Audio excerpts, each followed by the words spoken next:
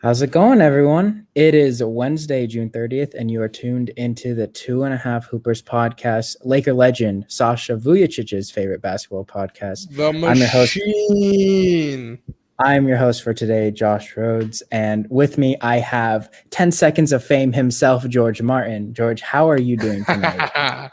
I'm very good. For that reference, I got quote tweeted by Draymond Green. It was good. He didn't roast me. He didn't block me. I simply got He a said facts facts. exclamation part He did. because I drop knowledge on Twitter. So you can go Yeah. follow me there and the THHoopers Twitter account because I'm never caught lacking there.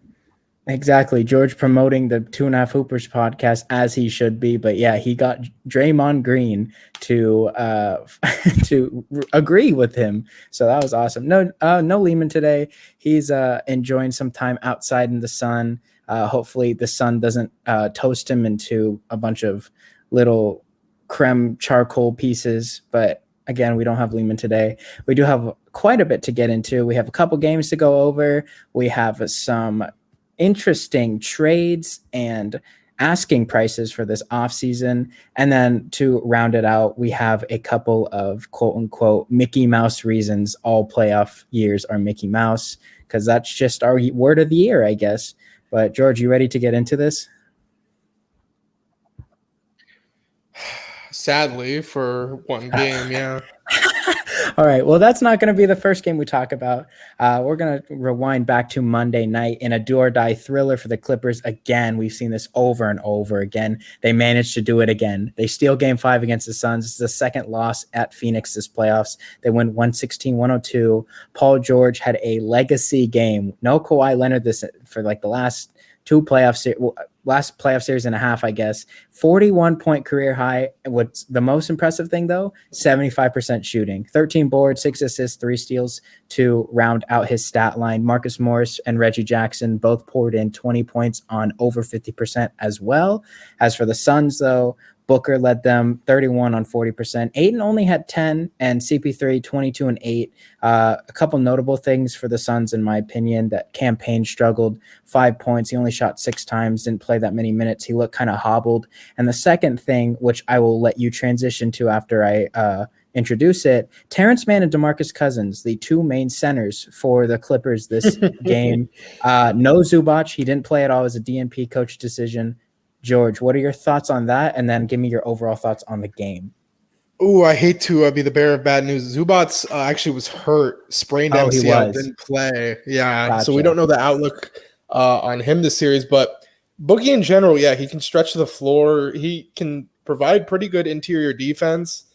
And he was getting what he wanted down low a little bit. He's been very serviceable throughout this series. I actually was going to mention, I think it was after game 3, I would have liked to see him play more, and he has. And he's produced pretty well there. Yeah, 15 points in 10 minutes, 11 minutes, 10 or 11. Yeah. Very efficient. So he's been a spark off the bench. I know Ty Lue's kind of been doing that all playoffs, just finding these guys and randomly throwing them off the bench, and it seemed to work. So he's going to keep going to it, I assume, the rest of this series. Yeah, so again, my apologies. I guess it is technically still coach decision, but my apologies. Did not know Zubac was hurt, but does it look like he's coming back this series? Do you know? I know MCL seems pretty rough. I know they ruled Kawhi out for tomorrow. I'm not sure about Zubac. I guess we'll hear about that closer to the game. It might be a game time decision. Yeah. CP3, like I said, 22 and 8. He kind of is not, he's picking his places correctly, but the shots aren't falling. And this is I know Lehman's going to harp on this, so I want to harp on it also. 8 and only 9 shot attempts. And this is one of those games where it's like, yeah, Booker's shooting all right, CP's shooting all right, but the spot ups aren't doing great. Mikal Bridges, Jay Crowder looked awful. Cam Payne, nothing. I think Cam Johnson was like their third leading scorer. And like, he was very good, yeah. Yeah, I don't understand why the Suns in the Western Conference Finals would be in a position where they'd have to rely on Cam Johnson for scoring. But again, I don't really get why they didn't go to Ayton in this game, especially later. I think they just feel the heat a bit too much because the Clippers were kind of just making everything, especially Paul George. And I feel like when you're kind of in a position where you're looking and you're watching Paul George get what he wants, not even driving on Ayton or anything, like a lot of pull-up jumpers, 50% from 3 today, or that game, not today. But when you look at that, I think they just feel a little bit of pressure. And I think that's kind of like the youth showing in Phoenix where minus Chris Paul, this is a lot of their first playoff series where they're going Yeah. deep, and Jay Crowder, I guess. So I think they feel the pressure in that. What are your thoughts? I kind of want to bring something up here about maybe the reason Ayton didn't have as many looks down low. They didn't play with a lot of pace this game. I mentioned it after game 4. They love to run, get the ball up the floor, and that's usually when the guards will beat people off the spot. And that's where we've seen Ayton get his money. Those putbacks, or just he gets looks inside and dunks. They were a lot slower pace this game. I don't know why. But shouldn't that transition into the center game if they're slowing it down? Because Ayton's kind of like the grit and grind, get the gritty layup instead of like they're not looking play. They're not looking to him to be like a post scorer. They're not giving him the ball and letting him work, which we mentioned last episode. I think what they did so well, especially like I know against the Lakers, they were just running up. The Lakers were compromised with injury. So are the Clippers now. They were just kind of running them up and down the floor and getting Ayton all those touches because they were getting past the guards, and then the second line of defense came up, dump it down to Ayton. I do agree though, like if you're going to get in a half court offense, you should probably look for your center, but they don't really look at him to get like low post buckets a lot. So I think that's where it ties into. Yeah, a lot of that revolves around the coaching adjustments. I think we all believe Monty Williams needs to make, because Ayton's more than capable of scoring off the block, even on DeMarcus Cousins and Zubac, as we've seen. But speaking of coaching adjustments, George, are you ready? Sweet, smooth transition there. Any other thoughts about the Clippers Suns? We'll get into the preview at the very end, and I will not forget. Yeah, like we did last 2 episodes, we forgot. Trust me, believe me. Paul George, just overall these playoffs has been really, really good. He's kind of wiped away the pandemic P, playoff P, meme things. I haven't really made fun of him in a while. Huh? I'm going to disagree with you there, but that's something that we're going to take on more in the off season, just because it's like a stigma. He definitely wiped away the pandemic P, but I wouldn't say that he's necessarily playing great, because his shooting is still bad. Yeah. He's doing all the extracurriculars, but his meat and potatoes are still looking kind of dry, except minus today. Today was amazing. I'll agree with that, but just being the number one and still advancing through series. Kawhi went out, I believe, in game 4. Game 4. Yeah, so when it was 2-2 with Utah, and then they got through that series, and then he's doing everything he has to. Yeah, he hasn't completely folded. Like if he completely folded, they'd be in Cancun right now. So that's what I wanted to leave him off with. Yeah, and I don't disagree with you there. They are definitely the youth of the Clippers are feeding into that. I mean, it's kind of mixed jumble. Paul George is a very underrated leader. But going back to the coaching adjustments, in a shocking turn of events, George and I did not predict this correctly, I tell you that. The Trae Youngless Hawks, we talked about his bone bruise, or we didn't. So he had a deep bone bruise. He ran out of steam at the end of game 3, and he's not going to play. We don't know how long it's going to be, but he was marked out game 4 earlier today. And George Martin sent the tweet and went, "Oof, if he doesn't play, Bucks in 5." That's wrong. The Trae Youngless Hawks blow out the Bucks from Greece, because it seems like they were jet lagged, as an all-around effort minus John Collins gets the job done for Atlanta, 118-88. 6 players in double digits. All of them are 4 of them starting, the 5th being John Collins. They were led by Lemon Pepper Lou, who made Drew Holiday look like one of his favorite wing flavors, barbecue chicken. Atlanta collectively shot over 50% from the field and held Milwaukee to 39%. While it seemed like Atlanta was kind of just running off of just the energy that Trae Young normally brings, and they were just using that as fuel. I think one of the big reasons the Bucks lost steam is because I believe it was the second quarter. Giannis exits the game. I think it was right after halftime. Right after halftime. So second, third, middle chunk of the game where motivation gets turned. Giannis exits the game. Very scary freak accident, left knee hyperextension. He did not return. We don't know how long that's going to be. But before we get into those injuries for both teams, because we haven't been able to talk about Trae Young's either, you want to give me some overall thoughts on the game that ruined your prediction? Ruined my day seeing him go down like that. I got flashbacks to D Rose holding his knee, but anyways, I'm going to give a lot of the Hawks players credit here with Trae Young going down, who was basically their main facilitator, main ball handler, guy who got the offense going. Kevin Herter, Bogdanovich, even Lua, like those three guards, they all had above 5 assists. They were getting the ball around. They were getting it to open shooters, and they really picked up those efforts. Basically a collective effort in the starting lineup minus Lehman's bet man, John Collins, 4 points. 2 points. Waste of a Caniac bet. But they really stepped up in that area. The shooting was Bogdanovich finished 6 for 14 from 3, but early on he was hitting a lot, and I feel like that's really key because this series he's basically been a negative. He hadn't showed up at all, and for this game, for him to show up now with a chance to really take advantage of the Yanni injury, unfortunately, that's a great sight for Atlanta. And then moving on quickly to Milwaukee, because I guess we'll get general thoughts on his injury later. Middleton and Holiday, same old. They both shot 6 for 17. It's been like this all playoffs for them. I said last podcast I thought Middleton was going to be able to take over because the Hawks were so depleted, and he gets thwarted to the number one role, and he looks like he's seeing ghosts out there. He didn't make a 3-pointer on 7 attempts, so those guys not stepping up at all. Like even regardless if Yanni was healthy or not, because he was healthy up until halftime, and they were still down double digits. Those guys can't step up like they are needed to.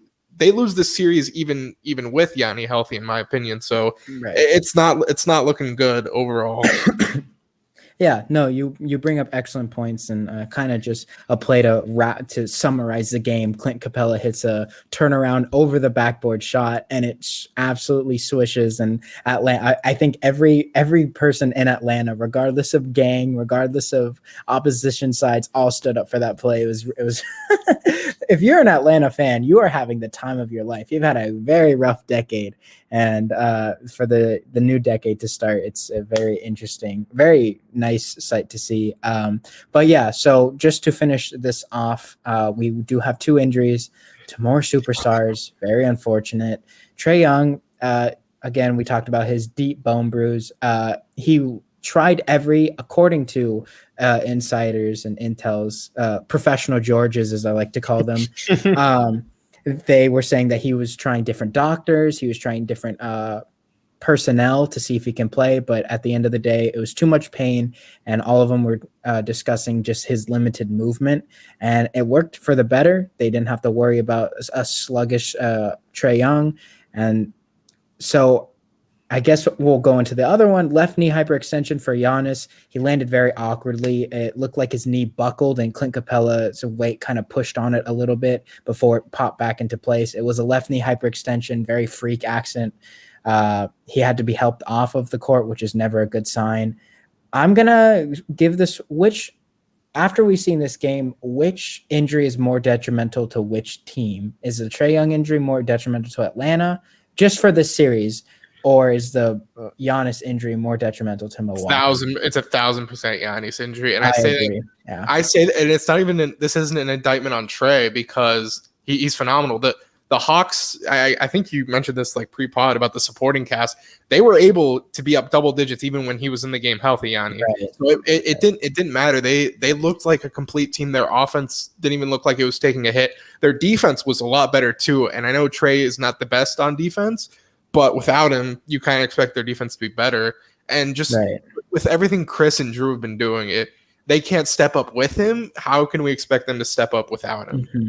Exactly. No, I agree with you there. Some very notable things for Atlanta. They played Cam Reddish, and he played a lot of great minutes on Middleton, hence the lower field goal percentage from his monster game 4. And Big O, Onyeka Okongwu, we've been screaming from the sidelines this entire year.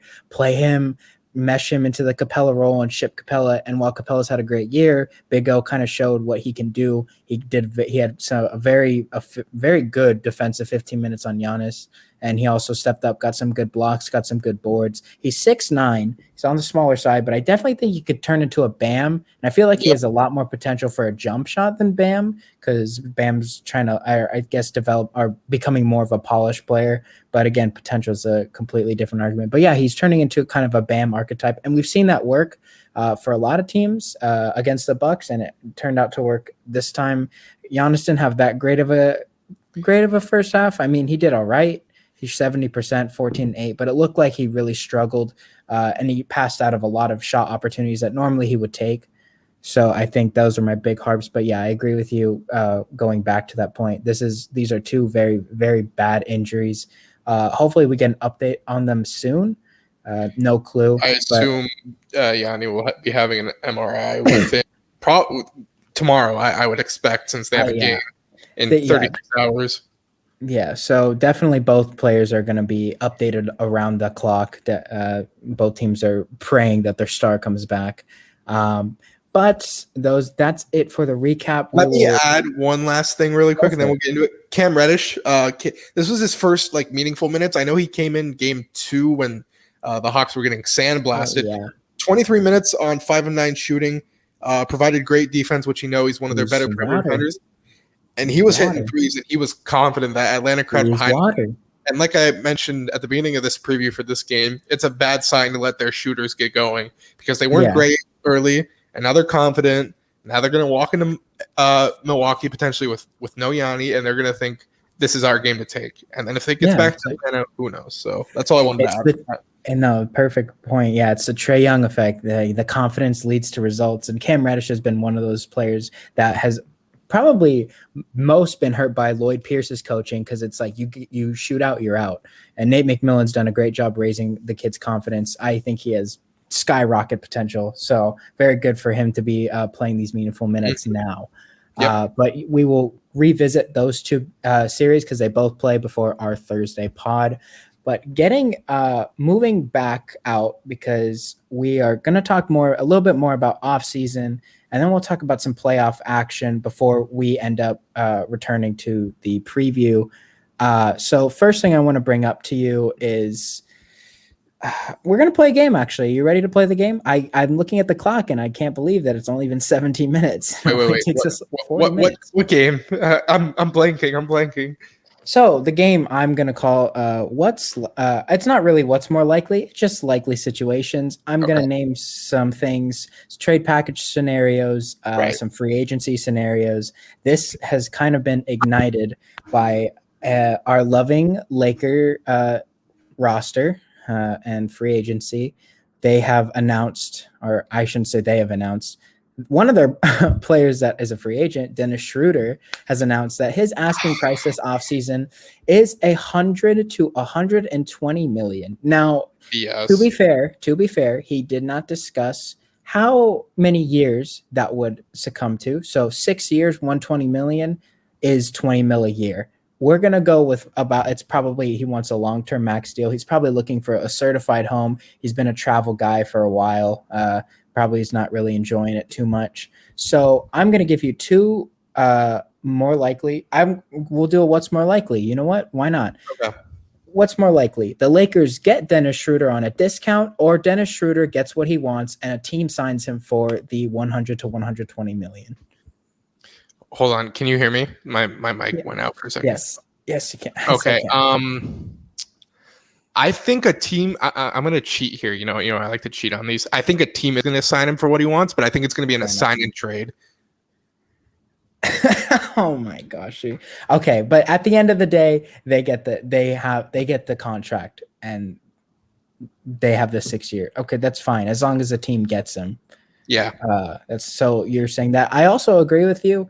I kind of am on the side of I didn't really like the Schroeder LeBron experiment. I feel like they need more of like a score first guard, and Schroeder didn't really do that. He kind of just wanted the ball in his hands. So I'm gonna agree with you there. So I'm gonna return to the game title and call it what's more likely, because I'm gonna just end up making what's more likely scenarios. But yeah, so I guess we're both in unison there. It's kind of it's a ridiculous hike, especially for a player that arguably scored 0 points in a playoff game. Arguably played worse than he did last year. So I think he hurt his free agency value going to 100%. When you see Bobby Schmurda getting trade, looking like Dame Lillard, come on, he should be hopeful he gets even 20 right now. Yeah, no, I think asking price is high, but I do agree with you that a team will probably bite on Schroeder over the Lakers getting him back.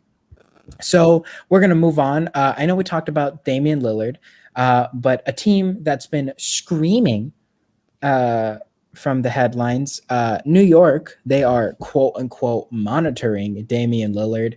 And another player that we've talked about in trade packages, Ben Simmons.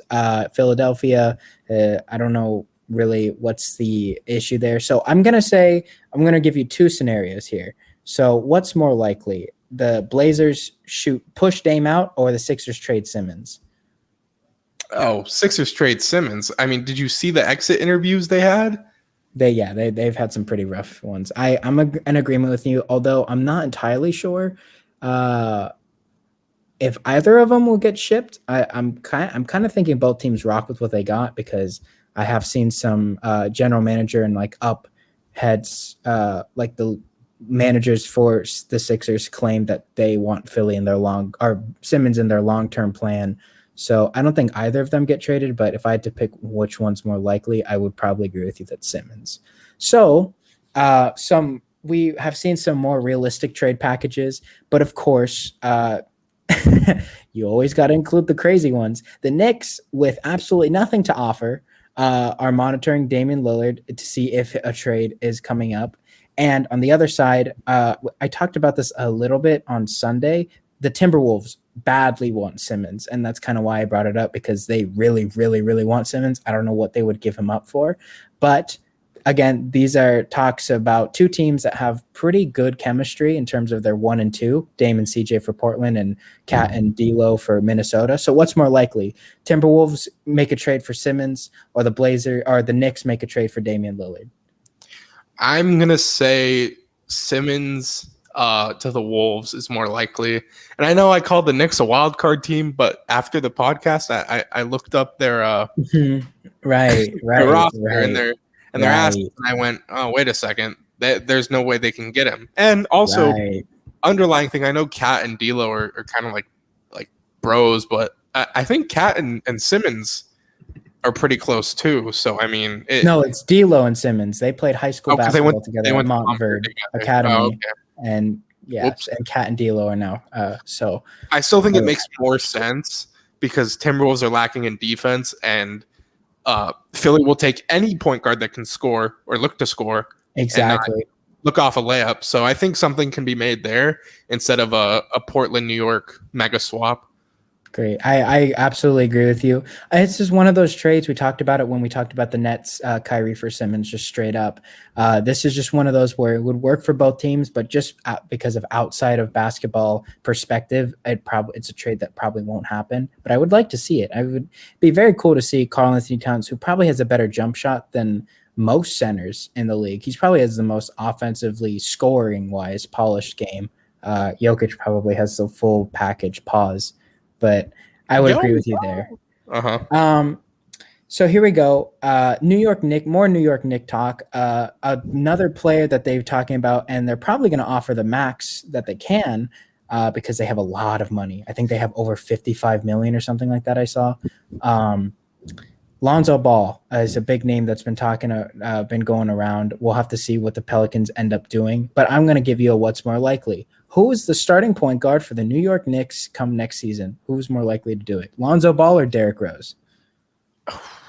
I would say Lonzo. I think that's wow, really? Yeah, I mean, they were also starting Elfrid Payton for all. I just want to clarify. Lonzo's a restricted free agent, meaning the Pelicans have all the power to match his contract, whatever the Knicks offer him. So you are saying that the Knicks not only get Lonzo's attention, which I think is the easier part of this, but the Pelicans don't match whatever the Knicks give him. Pelicans have been known to, want to throw guys big money, and the Pelicans, David Griffin isn't the brightest executive out there in terms of making roster moves and such. And I don't know, there seemed to be a falling relationship. There seems like there's a little bit of falling out between Lonzo and the organization. I know LeVar has his thoughts, but I don't know. I don't really necessarily know if he's enjoyed it there, and it depends who they also bring in as a coach. And they have guys off the bench that they've really liked. I think David Griffin really likes this pick of who was it? Was it Nickeil Alexander-Walker, and who was the other guy? Was it Kira Lewis? Yes. Yeah. They when Lonzo went down, they played those two and got decent production out of him. And David Griffin's weird. He might want to cut costs and be cheaper Yeah, because he's going to have to 'cause sign Zion soon. So I feel like they not might only as well just that, let him go. not only that, not only that, they have Steven Adams and Eric Bledsoe, two contract consumers, so cap Yeah, well, consumers. David Griffin thought he tricked the league. That's what he did. The cap crocodiles over here. So yeah, I would agree with you, or I would not agree with you. I would say Derrick Rose. Okay. Although I do see money being thrown in Lonzo's direction. I don't know. I believe Derrick Rose is a free agent. I feel like they'll get him for a lower amount of money. But again, I do think that Lonzo's probably out of the Pelicans just because of the reasons that you did state. Speaking of the Pelicans, Zion Williamson, superstar for the Pelicans, has been rumored to be unhappy in his franchise position, and another superstar that is that is quote unquote unhappy with the situation, Luka Doncic in Dallas. With both teams kind of heading in a southbound direction, in my opinion, just the Mavs benefit from Luka's play a lot more than the Pelicans benefit from Zion's play. Who is more likely to leave first, Luka Doncic or Zion Williamson? Zion, did you see when they asked him the question about playing in MSG? The guy had such a bright smile on his face. I think Luka. I think Luka actually does like Dallas. He hates Porzingis, and he hates that he looks at guys like Trey and looks at other younger who have nice rosters around him. Yeah. And he's dribbling the ball for 40 minutes against guys like Kawhi, 2 years in a row and getting no help. Right. So I would say Zion. Okay, that's a fair point. I'm gonna also agree with you there, just because they're harping for Zion's family, and Dallas is kind of headed in. Pelicans are kind of doing a dumb thing where they're like, we're just gonna do what we do, and they can. The players can either stay or leave, and what they do sucks. Dallas is making an active effort to try and make Luka as happy as possible, and we've talked about the lengths and the extremities that they will go to do so, and whether it's healthy or not. But yeah, I would definitely agree. The Pelicans are. I don't know what they might lose so horribly this offseason, and we will just not realize it. And the last one, because there's a few other ones, the Pistons listening to offers for number one. I don't think that'll come into fruition. And then again, the Kemba Walker trade's imminent. I don't think that really needs a what's more likely. The last one I'm going to talk about, though, is the Cleveland Cavaliers, because they have a lot of different directions they can go about this. Two big things that I've heard is they're going to trade Colin Sexton, and they're looking to trade the number 3 pick, because the number 3 pick has players they want to trade down, because number 3 pick has just superstar guards, and they don't think Mobley's going to fall in their direction, but that's not really the path that they're looking for in terms of players. They're not looking for another guard. So I'm going to ask you one last, what's more likely, Colin Sexton's out or the number 3 pick gets traded? I'm going to say number 3 pick, because I also did see something where they want to make moves to win now. And I don't think trading a 22-year-old guard who was almost an all-star. I know they have questions of if they want to pay him 25 or not. points last year. Very impressive for Colin Sexton. High volume scorer. I mean, I know that's how the league's transitioning, but you need guys like that if you want to go make a playoff run. And I just feel like, because why would you want to trade Sexton and keep your 3rd pick? You want to have another rookie, and what if the rookie doesn't pan out? You take I agree. A Suggs or a Green, and I hope they do pan out, because they've looked great in college and G League. But that's just such a risky move. You have such a safer move in trading down and getting more assets and keeping a solidified backcourt in Garland and Sexton while attaining more assets, potentially setting you up for a big trade or anything else.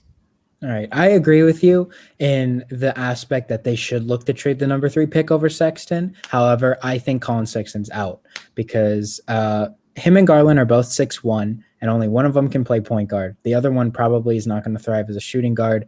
And it seems like the Cavs are more attached to Darius Garland because they think they can get a high-level scorer anywhere, whether they draft one.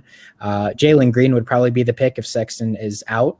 And if you look at their roster, I know that they are looking to win now. Unfortunately, they don't have a team that's a win now team. They have Okoro, who had a good rookie year, Jared Allen, who's a young and upcoming defensive-minded center. Larry Nance is a good role player, but I don't think he's really a starter for a winning team. And Garland's entering his third year after a very strong bounce back second year. I think they can get a good package for Sexton because he, like you said, had a borderline all-star year. This is probably the highest his trade value is going to be. And I think that they roll the dice and draft Jalen Green, maybe draft a few veteran pieces, and then see where that goes. I know that they want to win now, but I think that they don't have the team to do so. And I think because of that, they're going to look to make advantage of the Colin Sexton trade value that he has, because a lot of teams are interested in him. I don't know why they would trade him. I have a lot of. I don't either. I really don't. They have a good thing going. Fans, they don't want to trade him, and I don't know why. I get attaching money to a player like that. It could not work out, but it's kind of the safest and smartest move for him. But I would like them to trade Garland, but again, because Sexton can play point guard and be defensive. But again, I think it's Sexton or the third pick. I think one of them is probably going to be gone before the draft. All right. And those are all my what's more likely scenarios. So thank you for partaking, even though you didn't really have a choice. And we will go into 30 minutes. We are rinsing through these, George. We're going to go into a Mickey Mouse segment. So if you're watching on YouTube, follow us on YouTube again, THHoopers. My name for the StreamYard is the Sorry 2021 Eastern Conference, and George's name is Bud is a war criminal. But going off of my name, Sorry 2021 Eastern Conference, not really to their own fault. We've just seen a lot of stupid stupid things, stupid scenarios, injuries, things that have just harped what was supposed to be a very good conference finals. We were talking either Sixers Nets, Sixers Bucks, something like that. And now we are entering a pivotal game 5 with no Giannis Antetokounmpo, no Trae Young. So I'm going to go back to the last 5 years. Starting in 2015, the Warriors beat the Cavs 4-2, Steph Curry's first title. And we're going to go down the years and name our number one playoff altering event. Whether it's an injury, whether it's a series change, or whether it's coaching or whatever. George, you may start in 2015. Go ahead and give me your reasoning. Yeah, mine's pretty simple. This was the only – I didn't do much of a deep dive on 2015 because it's the first one that came to mind. K-Love separating his shoulder, obviously. Thanks, Kelly Olynyk. And then Kyrie fracturing his kneecap in Game 1 of the 2015 Finals. And, LeBron still took him to 6. So if those guys are healthy, I think they definitely win against a younger Warriors team. Yeah, that's a good one. That's a great one. Mine, the beginning of the end for the Los Angeles Clippers. They were up 3-1, beat Houston in Houston, and then they won both games at home. And I was like, oh, the Rockets will win Game 5, and then it'll be Game 6. I went to bed because the Clippers were up 17. In Game 6, and I woke up around 6:30 a.m. My alarm went off. I looked at the score. I was like, oh, the Clippers are in the Western Conference Finals. Nope. The Rockets had somehow won. Josh Smith, Terrence Jones, it wasn't behind Jason Terry. James Harden's play. It was simply Josh Smith and Corey Brewer. Josh Smith, Corey Brewer, Terrence Jones, Jason Terry, and Dwight Howard. That's the 5 that played in the quarter. What a 17-point comeback. And then in Game 7, James Harden comes back 40-point game, and they win. All the motivation at that point was long gone. The Doc Rivers beginning of the choking for Doc Rivers, I think that was the beginning. That's my playoff altering because I think Lehman and I will get into it, but I think that was the year that the Clippers were supposed to win it all, and they blew it again. 2016 now, most notably known as the comeback year. The last great year of Earth, apparently. George, go ahead and give me your number one playoff altering event. Game 6 of the Western Conference Finals. Klay Thompson, what was it, 11 threes? That was probably a record at the time. It was. Obviously, it didn't win the series, but at that point, you're like, well, this is a real thing. This is over, and obviously that leads to the Thunder choking a lead, and then that means that causes KD leaving, and then the Warriors also blow a lead in the finals, so it's like, well, they didn't win the finals, so KD can go to them, because what if the Thunder get past them, and then they win the title? KD's not leaving. Right. And even if they get to the finals and lose, he probably runs it back. And then just KD leaving shifted like the whole like universe of NBA transactions. Yeah, no, that one's a very good. That one's probably the number one one. That changes like history, not just that playoff year. That changes legitimate history. I'm gonna choose a different one. Probably the second one that's least talked about. The Draymond Green suspension in Game 5. Definitely. That one's probably the game that they win if Draymond Green plays. However, he was ejected and then suspended in Game 4 when. I don't know what happened. I can't remember, but I remember the change. Kyrie and LeBron put up 41 apiece. I think LeBron's was a triple-double. And then Game 6, they win again. They weren't going to lose that game in Cleveland. And then Game 7, while Draymond Green was the only good shooter for the Warriors that game, the Cavs still pulled it out. The Cavs pulled it out. And yeah, I think that – I don't think that changes as much as yours does, but that definitely makes you think like, oh, maybe Kyrie gets unhappy a year earlier, and we'd have to see.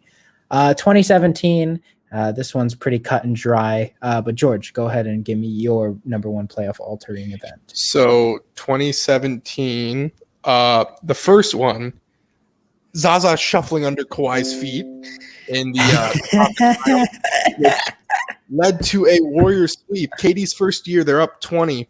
In the conference finals, and then Zaza just decides, I'm just gonna blow right into Kawhi's quad, knee, ankle. I forget what it was. His ankle. It was out the whole series, and that obviously made up the Zaza rules we've seen. So I that's basically mine. Yeah, that one is also mine, but a couple other ones. Probably this is like the year the Raptors. Oh my gosh, it wasn't even the year the Raptors they gave up.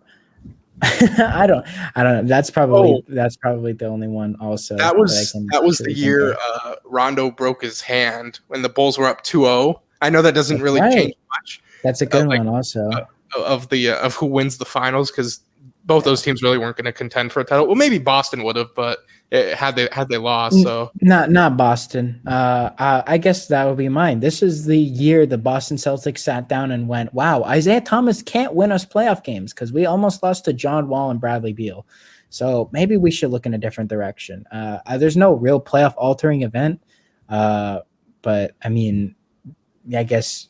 I don't know. I don't know what really could shine the light. Maybe John Wall makes a 3 over Isaiah Thomas, but Kawhi injury is definitely the number one there. 2018, you could say LeBronto. You can say the Celtics without Kyrie, but I think we both have the same one.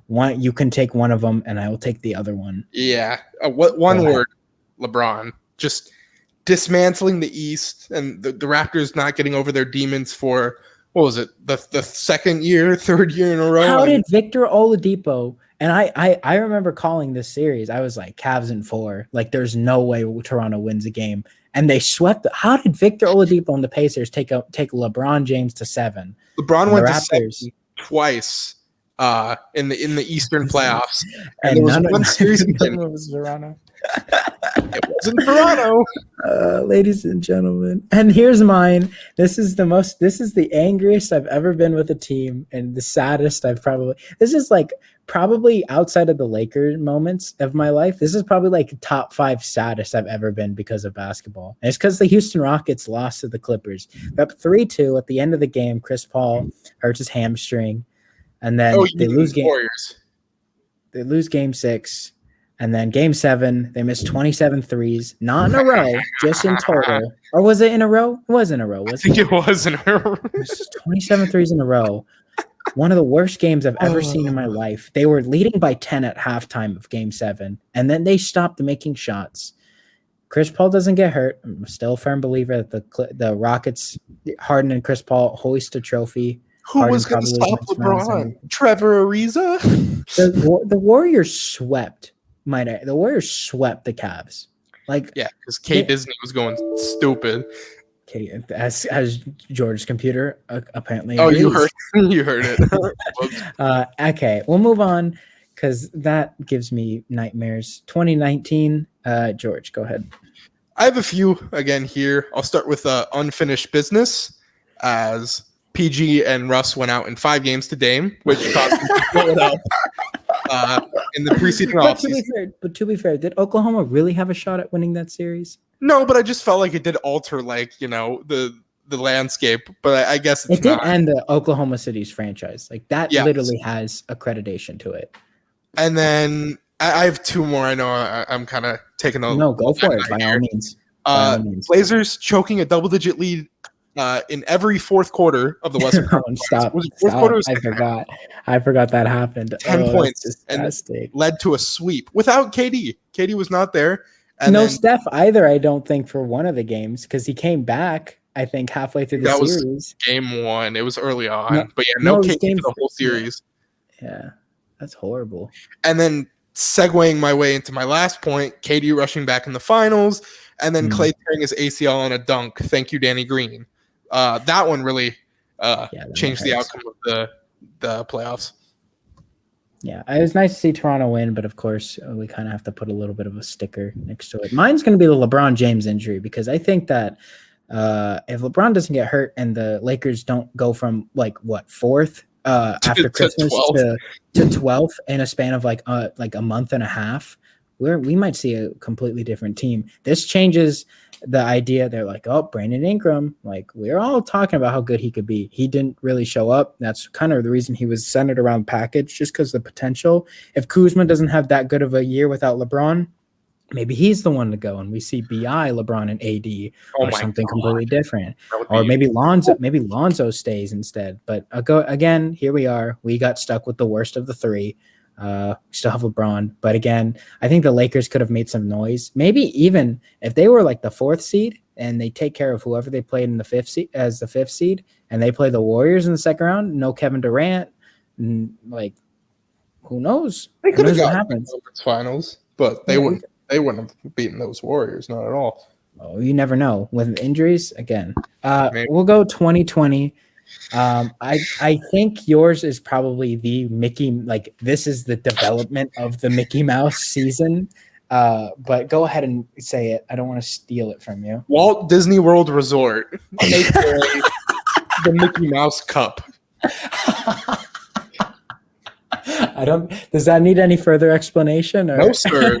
All right. Mine's going to be the 3-1 Clippers. They lose the 3-1 series.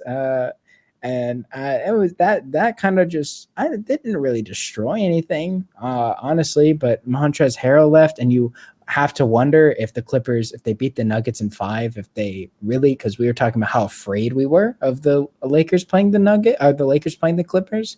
But again, that bubble is a figment of our imagination at this point. But it did make light of one of my favorite memes, Nikola Jokic flipping off the ref at one of the games.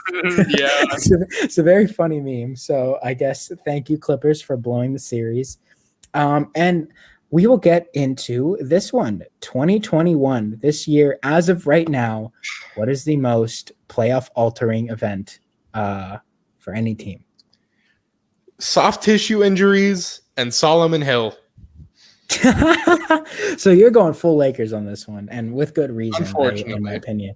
I'm going to go full based mode on mine. James Harden ripping his hamstring in game 1. Because I think if fully healthy, Kyrie probably doesn't get hurt, but that's a figment. Let's say he does get hurt. I think fully healthy and Harden and KD takes him 6, maybe even 5. I don't know. Like that team scares me next year when they're fully healthy. The Bucks barely beat them, and they had 1.5 of their best players. But again, this might be a good thing because Steve Nash and the upper level management of Brooklyn has said that they need to make roster changes and can't rely on the big 3 as much. So maybe a good thing for Brooklyn. However, that's probably my playoff altering event because that's an injury rather than a stupidity. Ben Simmons. But moving on, and we're going to wrap up the podcast here. The preview, we've been forgetting There we go. Unfortunately, we haven't forgot it this time. 2021, we've gone back in time. We've Doctor Stranged our way back to the current day. So today, Wednesday, June 30th, Game 6, a pivotal Game 6. The Suns will go to LA, where the Clippers are riding off of a phenomenal upset win. 6 p.m., Suns Clippers. Few notable points here. I don't know if Zubac is going to play. But no Kawhi, sure, yeah. Kawhi said it's marked out. I think Kawhi's just done, honestly. Like, they're just going to keep saying he's done. Yeah. But I'm going to assume that they rock with the same starting lineup they did last time. Marcus Morris, Reggie Jackson, Pat Bev, Paul George, Terrence Mann. Very interesting starting five, might I add. And then the Suns, again, same starting five as normal. Who wins this game, George? We both picked Phoenix in 6, so we did both pick Phoenix in 6. I have to roll with Phoenix in 6 here because this is the only series I have a chance of getting right. Ladies and gentlemen, yeah, go ahead, continue. Suns offense should pick up, should be better. They weren't great last game. The guards have to be better. I don't think Ayton has another subpar game again.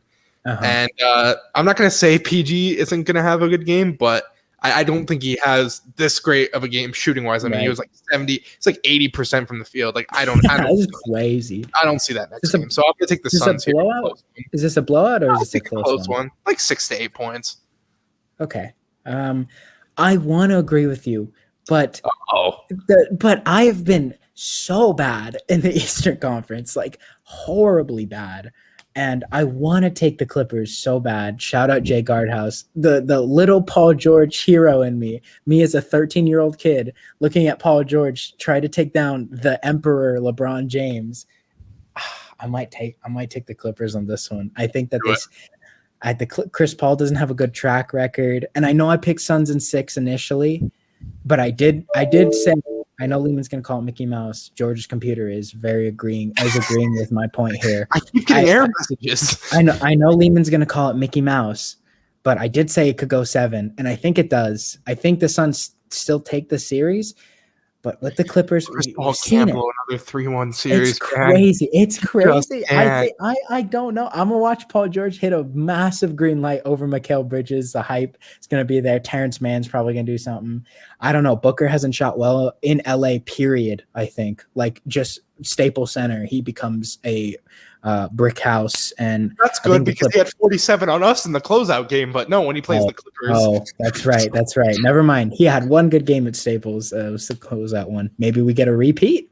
Who knows? Yeah, but I think I'm going to go with the Clippers on this one. But again, my initial. You know what? I'll stick Clippers. Thursday, 5:30. Hawks Bucks game 5. I'm going to assume no Giannis, and I'm going to assume no Trae Young. Who wins this game? George? I know I said earlier that the Hawks have a slightly better supporting cast. Their role players are confident. I'm going to go with Milwaukee here, and I'm going to do it for 2 reasons. One, role players always play better at home. Everyone said this. Everyone pretty much knows this. I'm putting up my faith in Chris Middleton here. I know we say like you book him for 35 points once every series, and then he'll just have like an above average game, in every other game. So this would be the other game, and I think he'll have a near 30-point game. But I might sound like an idiot when we look back at this. It's a very bold statement, but I'm gonna agree with you. I know Lehman says going to say Atlanta. He has Lehman probably 6, so yeah. Lehman also is going to say Phoenix for the other game, but Bucks. I'm going to go Milwaukee because they have the home court here. I feel like it's not a close one. I really don't think Atlanta they might surprise me. We've seen this before. Game 5, we were like, or some teams were like Utah. Our Clippers don't have a chance against Utah without Kawhi Leonard, and they shocked them. I don't think they really have that shock. I think they were riding off the Atlanta home court, and they don't have that this game. I don't think Chris Middleton has a great game as you're projecting it to be, but I do think he has a good game. Same with Drew Holiday. Nothing great, but just what they need to get done. I don't think it's too close. I think Milwaukee stays in control most of the game. Some more struggles for Atlanta will show up. Bogey will probably struggle here. John Collins will put up his normal 3 and 7.